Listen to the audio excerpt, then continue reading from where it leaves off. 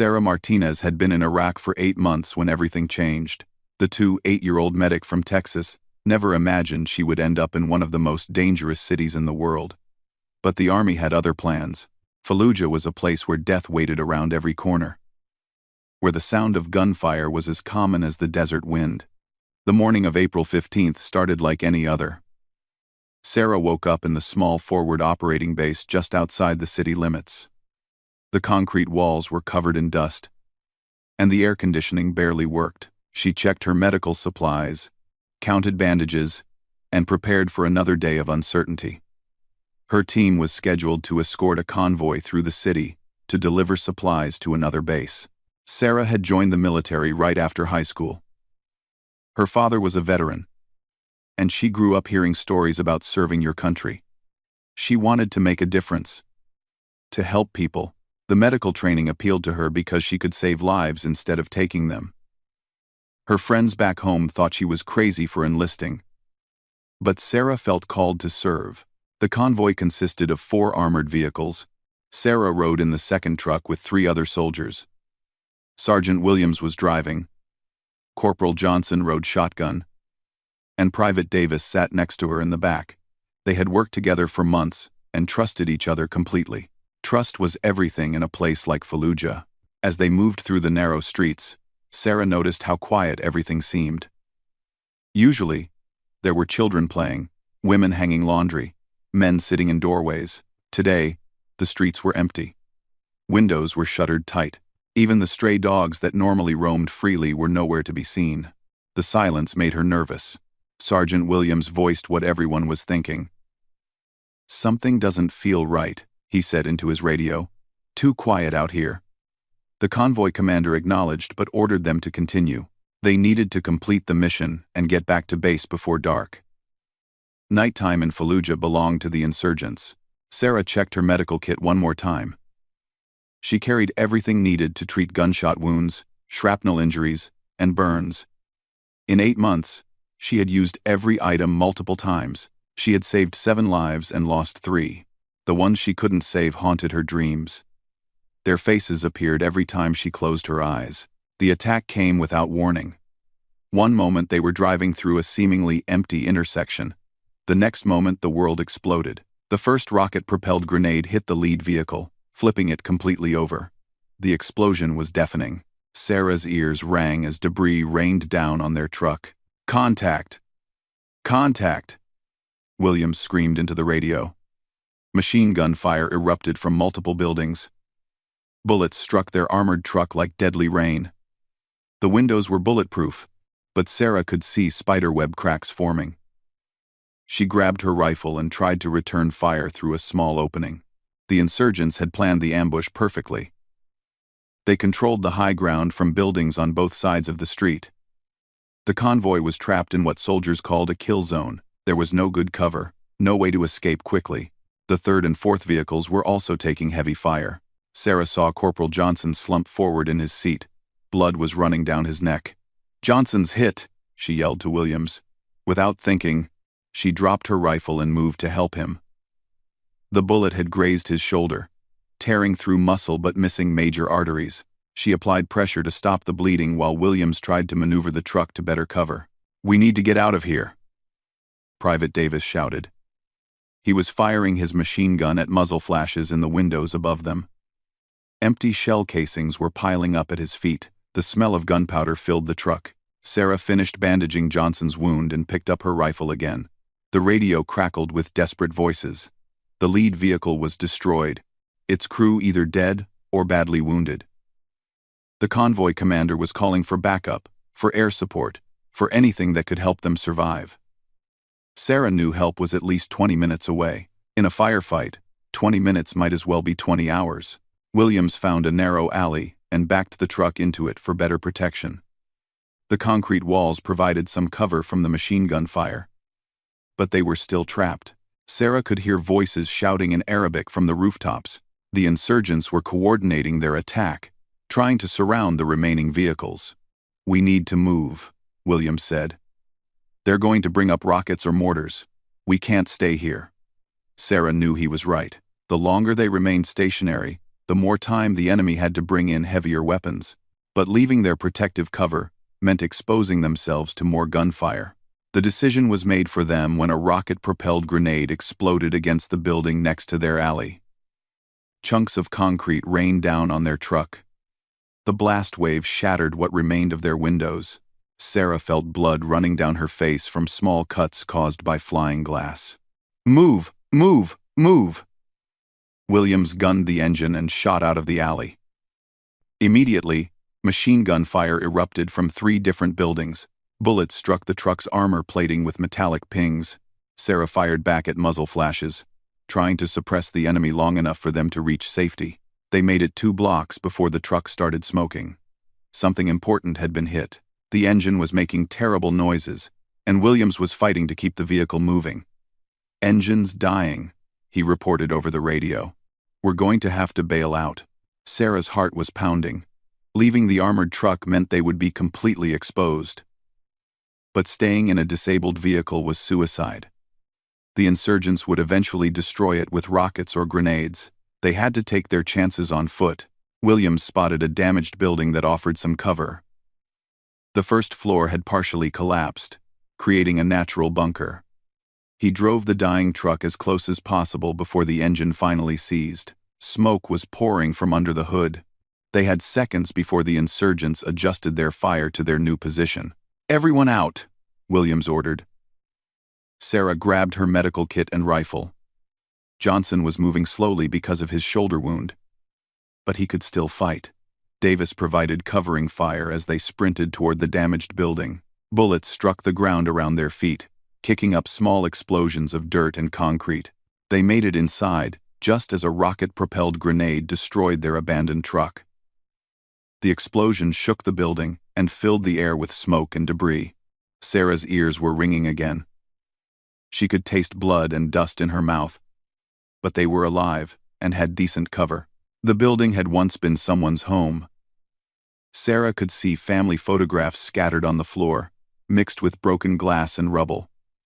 A child's toy lay crushed under a fallen beam. She wondered what had happened to the family who lived here.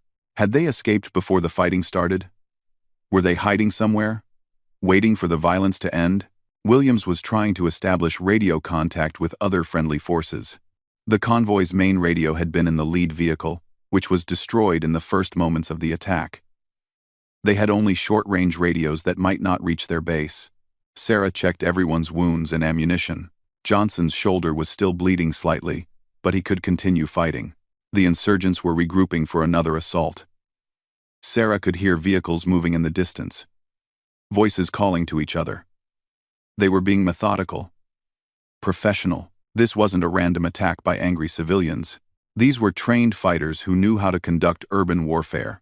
"Contact front," Davis yelled. Armed men were moving between buildings across the street, trying to get closer to their position.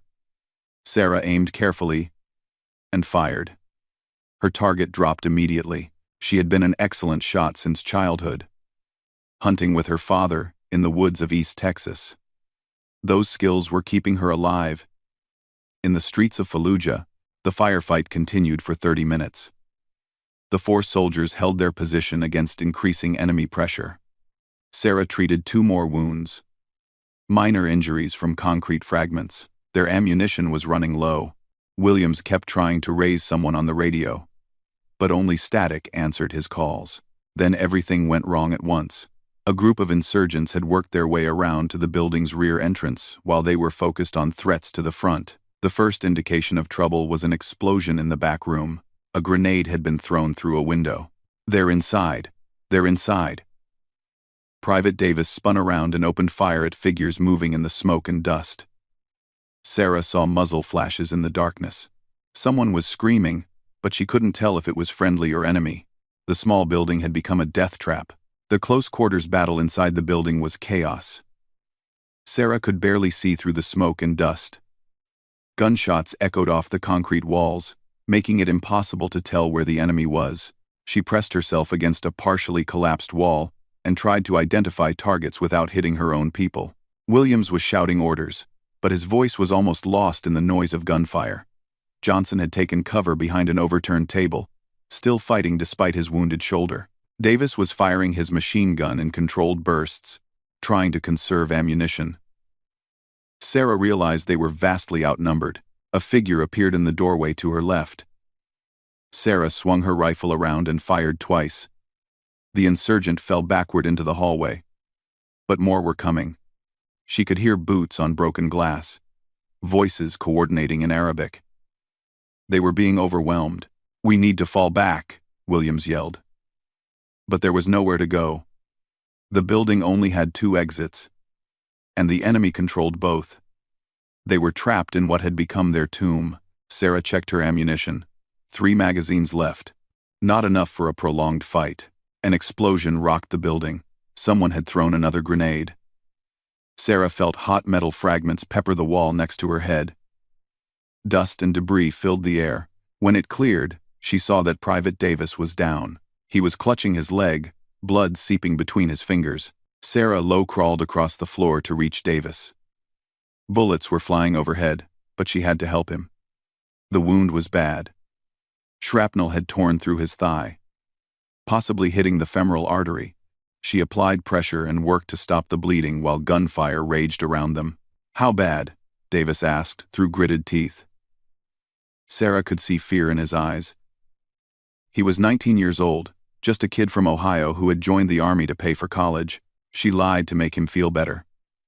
"You'll be fine," she said. "Just a flesh wound." But she knew he would bleed out without immediate surgery.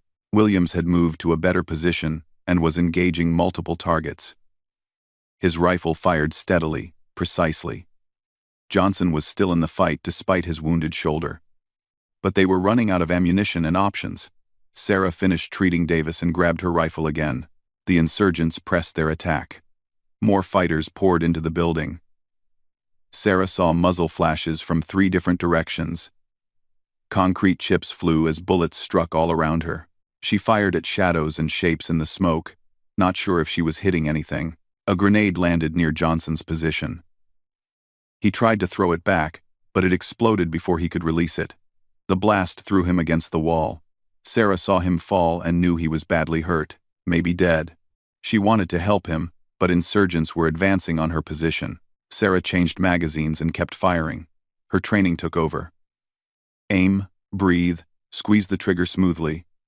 Don't jerk it, follow through. The lessons her drill instructor had hammered into her head were all that stood between her and death. Her rifle became an extension of her body. But there were too many enemies. For every insurgent she dropped, 2 more appeared. They were using smoke grenades to mask their movement, making it almost impossible to see targets clearly.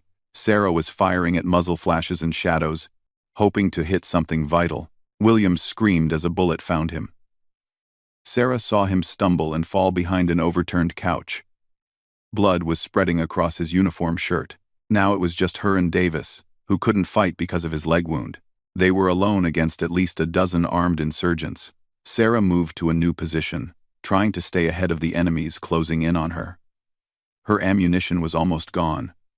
2 magazines left. Maybe 60 rounds total. Not enough to hold off a determined assault. She had to make every shot count. The insurgents seemed to sense victory. Their fire intensified. Sarah heard them talking to each other, coordinating their final assault. They were being methodical, professional. They knew she was alone and running out of options. It was just a matter of time. A rocket-propelled grenade exploded in the front room where Williams had been fighting. The blast brought down part of the ceiling.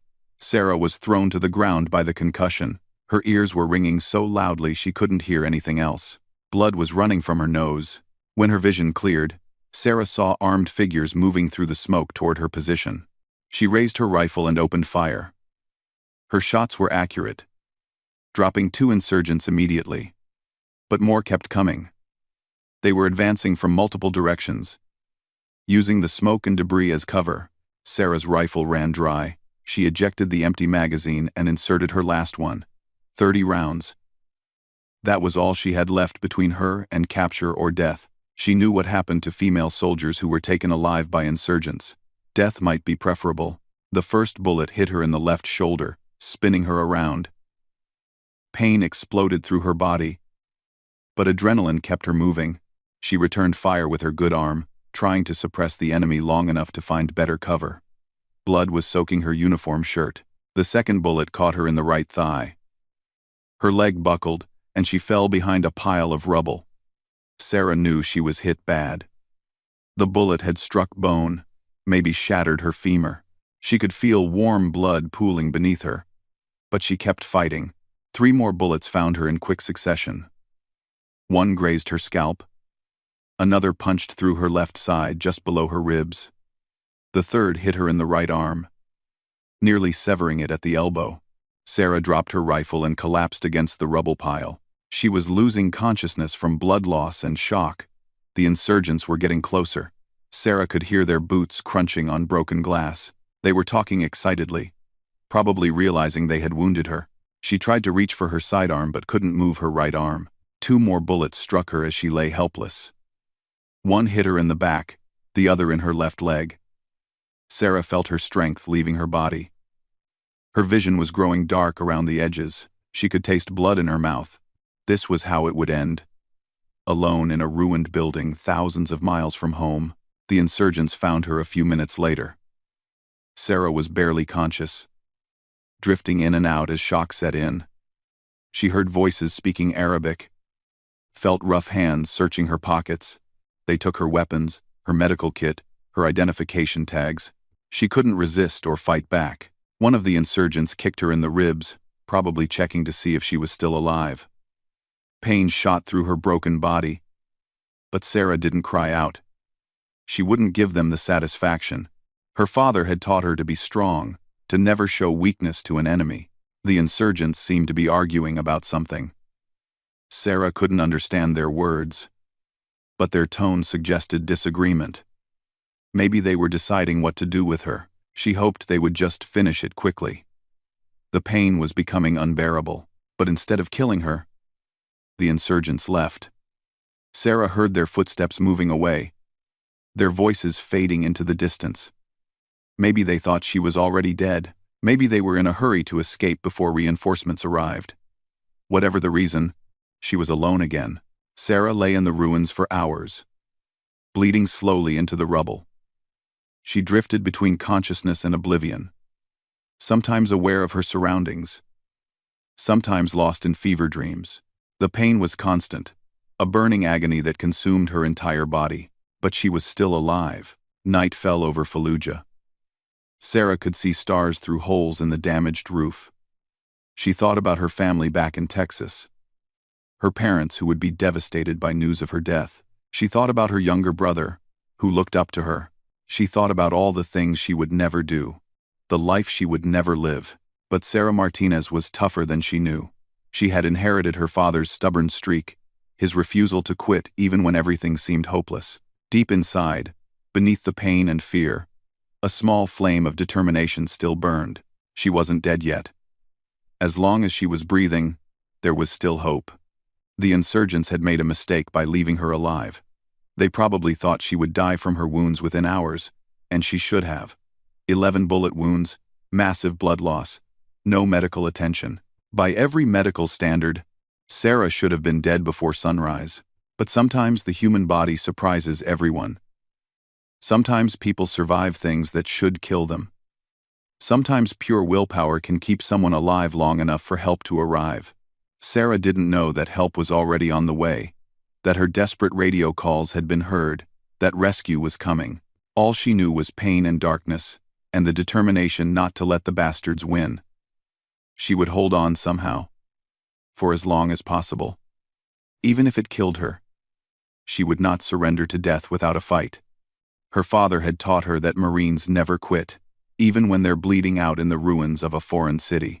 The longest night of her life was just beginning.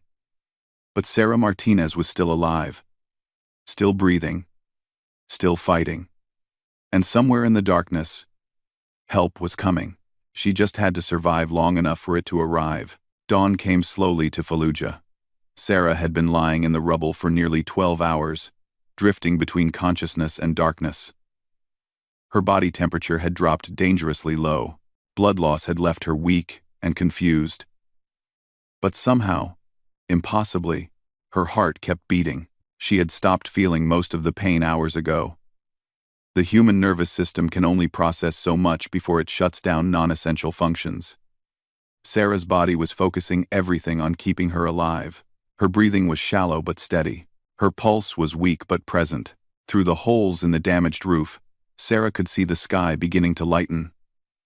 Soon, the sun would rise over the ancient city where she lay dying. She wondered if anyone was looking for her. The convoy had been ambushed 18 hours ago.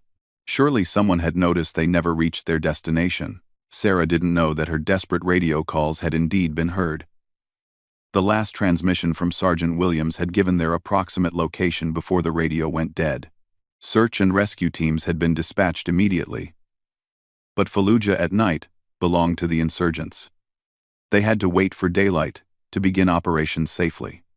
At 0600 hours, a special operations team received orders to locate and extract the missing soldiers. The team was led by Lieutenant Commander Jake Morrison, a veteran SEAL with 3 tours in Iraq. Morrison had conducted dozens of rescue missions. But this one felt different. They were looking for survivors of an ambush that had happened almost 20 hours ago. The SEAL team consisted of 8 men, all experienced in urban warfare. They knew Fallujah well. Having conducted numerous operations in the city over the past year, they moved through the streets methodically, checking every building, every hiding place where wounded soldiers might have taken shelter. Morrison studied the satellite photos of the ambush site. The convoy's vehicles were visible as burned-out hulks scattered across 2 city blocks. Bodies of insurgents killed in the firefight lay where they had fallen, but there was no sign of the missing American soldiers. They could be dead, captured, or hiding somewhere nearby. The SEALs reached the ambush site at 0730 hours. They found the destroyed lead vehicle first. 3 soldiers had died in the initial rocket attack, their bodies still in the wreckage. Morrison said a silent prayer for the fallen and continued searching. 4 soldiers were still unaccounted for. They followed a blood trail from the second destroyed vehicle to a damaged building 50 meters away. The trail was faint but visible to trained eyes. Someone wounded had made it this far. Morrison signaled his team to approach carefully. The building could be booby-trapped or occupied by insurgents. The SEALs cleared the building room by room, using tactical movements perfected through years of training and combat experience. They found signs of a fierce firefight. Bullet holes covered the walls, empty shell casings littered the floor, and bloodstains marked where people had been wounded or killed. In the back room, they discovered the bodies of Sergeant Williams and Corporal Johnson.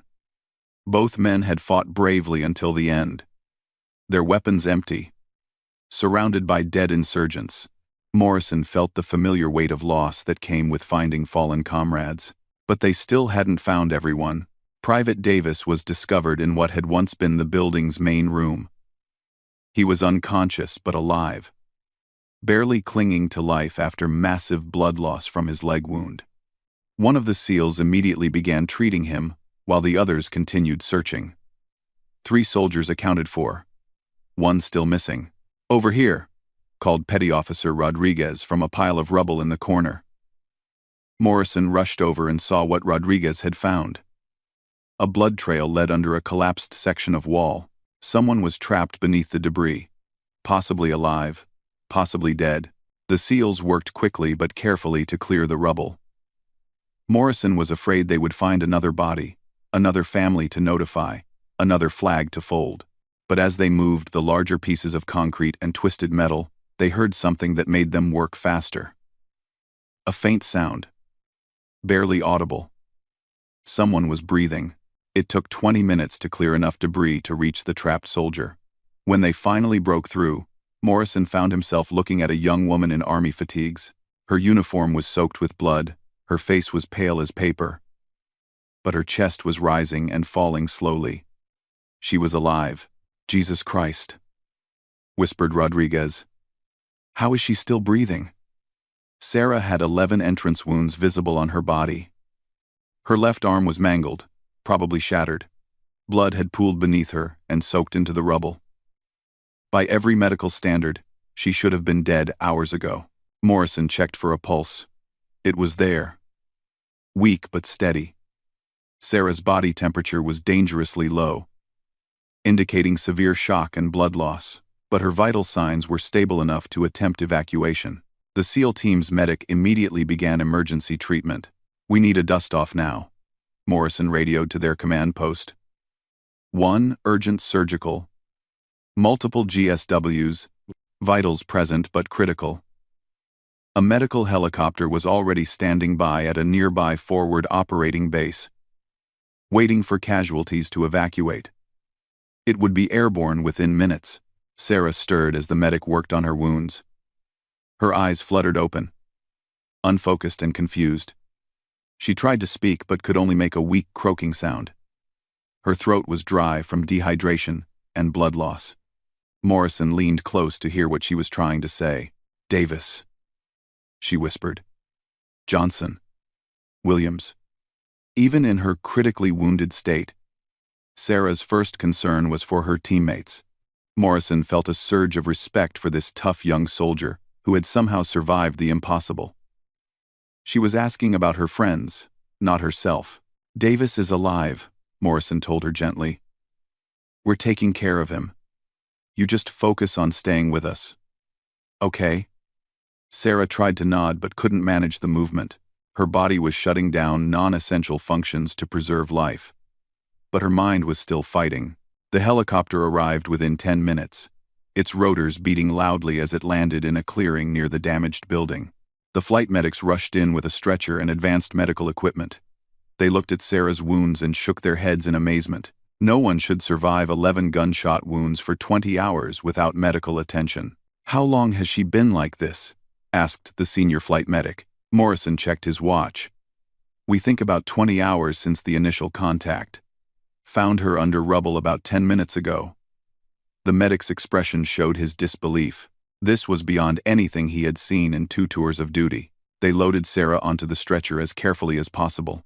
Every movement caused additional trauma to her damaged body, but there was no choice. She needed surgery immediately, if she was going to survive. The flight medics established IV lines and began pumping blood and fluids into her depleted system. Morrison rode with Sarah in the helicopter to the combat support hospital. He had seen many wounded soldiers over the years, but this young woman impressed him more than most. Her will to live was extraordinary. She had survived through pure determination when her body should have given up hours ago. During the flight, Sarah drifted in and out of consciousness. Sometimes she would try to speak, asking about her teammates or her mission. Morrison assured her that help had arrived, that she was safe now, but he wasn't sure she could hear him over the noise of the helicopter and her body's trauma. The helicopter landed at the hospital's helipad, where a surgical team was waiting. Sarah was rushed into the trauma bay, where doctors and nurses swarmed around her stretcher. Morrison watched through the window as they cut away her bloody uniform and began the desperate fight to save her life.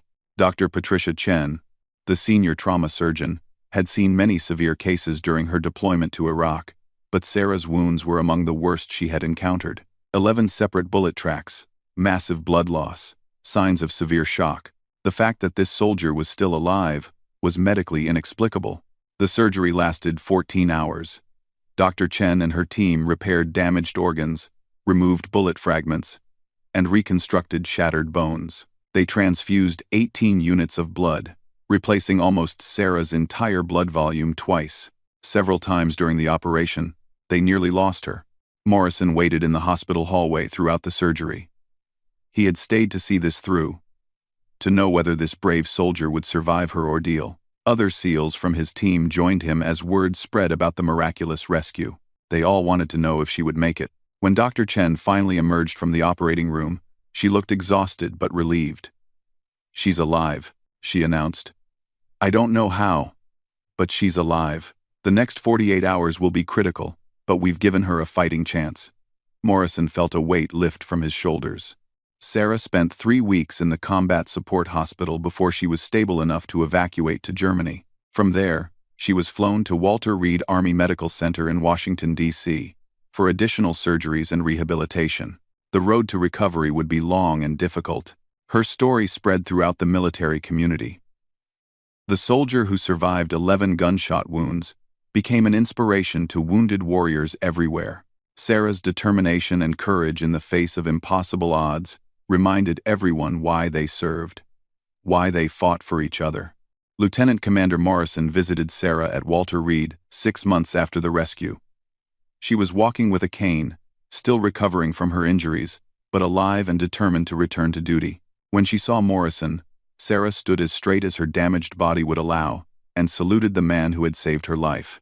"Thank you for not giving up on me," she said simply. Morrison returned the salute with tears in his eyes. "Thank you for not giving up on yourself," he replied. "You saved yourself, soldier. We just helped you across the finish line. Some battles are won, not with weapons, but with the refusal to surrender." Sarah eventually returned to active duty, though not in a combat role.